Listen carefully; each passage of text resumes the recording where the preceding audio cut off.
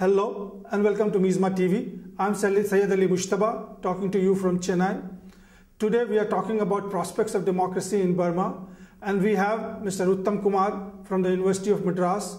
He is teaching in the Department of Defense and Strategic Studies. Welcome to MizzimaTV, Mr. Uttam. Thank you very much. It is my pleasure to be here today. Well, Burma is sandwiched with two important countries. The two neighboring countries. On one side you have China, on the other side you have India.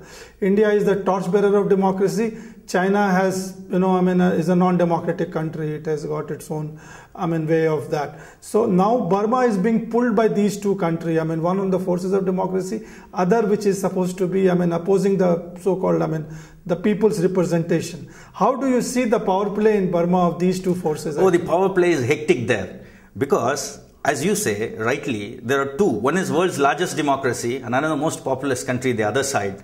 They are sandwiched. And these, especially China and India, see Myanmar as an opportunity. Because for them, they cannot afford to ignore Myanmar for whatever reasons be it. Because it is very strategically located. That is the connecting point between South Asia and Southeast Asia. And especially for China, most importantly, China has this engagement policy and they have gone on extensively to engage Myanmar, even developing their ports because of its strategic importance. Because if they are able to have a hold, or if they are able to exert influence and pressure on Myanmar, they will be able to literally control the Indian Ocean. So that kind of an advantage that they have. So China that way is trying to engage. And if you look at India, India is also again engaging Myanmar because we cannot afford to ignore, as I said earlier, because of a variety of reasons.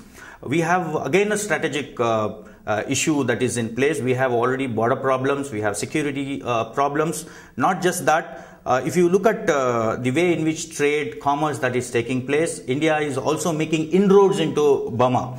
It is only last year that India, I guess that, we have stopped the military, we have imposed military sanctions on. Earlier, we've been supplying even military hardware to Burma. We have now stopped that. But then the much needed, much required support for Burma comes from India through building of roads and, information technology, education. We really share a lot of things which is really beneficial to Myanmar. But all said and done, I would simply say that India's, the pro-democratic movement or whatever in support of Burma is slowly watering down. That is what I would say. But then you can't take it lightly because you have other aspects also. Because simply supporting a pro-democracy cause, you shouldn't be missing out at other strategic and security issues. That's what is most important. That is what is called the moral dilemma which India faces. On one hand, if you want to support the democracy, then you are missing out in engaging the military regime and the development process, and in the process giving the China the much more leverage in Burma as such. And if you are supposed to be engaging the military junta, and then you are losing out on the democracy side of it and pro-democracy part of it. So this is the moral dilemma which India is facing, as such. So it has to balance between the real politic and actually the sort of, voices of the people and voices of the democracy. So in your opinion, what would be the correct path, which India should take as far as the Burma is concerned? Well, that's very interesting question. As a student or a scholar of strategic studies, I would look at the pragmatic side of the issue. We have to look at the ground realities more than talking of morality. Of course, morality has to be there to some extent. But you mentioned about the real politic, which is very, very essential and important because that carries at the end of the day. If you look at, if you want to moralistically talk of merely, restoration of democracy, that genuine democracy, in what way that is going to yield you any results? Because today is the day that you have to encash your opportunities that are there. We shouldn't miss out.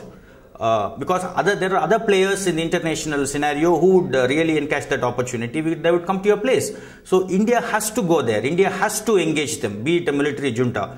But then we have to always be pressing for the democratic values, democratic credentials that we have. We have to impress upon those countries to restore democracy on the one side. That there's no doubt about it. But on the second side, on the other side, we need to really talk for the ground realities. And if you go by that, we need to engage. That is what we are doing. And if you look at education, military training, or whatever be it, we should have our own role to be playing in Myanmar. That is always how India should be looking at the 2010 elections. I mean, as from here, I mean, whether India should encourage the military junta to go for the election, or they should put some kind of pressure on them to do this and to do that and all that, or whether we should just sit and watch. I mean, what is that? I don't think that India should be putting too much of pressure on the Myanmar's military junta at this point in time, because if you look at the 7 steps to democracy and what they have accomplished so far, even though there are a lot of questions, as I said, skepticisms, but we should allow that process to take on. We should be allowing them to conduct elections. But we should be pressing them to have a free and fair elections, and we should be telling them in what way. I mean, it shouldn't be arbitrary.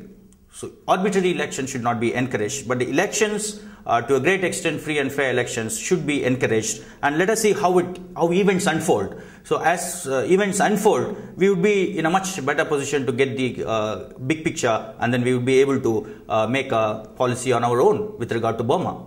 Thank you for talking to MizzimaTV. It was great pleasure is mine. Thank you very much for the opportunity. Thank you for watching MizzimaTV. We'll come back again with some other interesting personality. Thank you.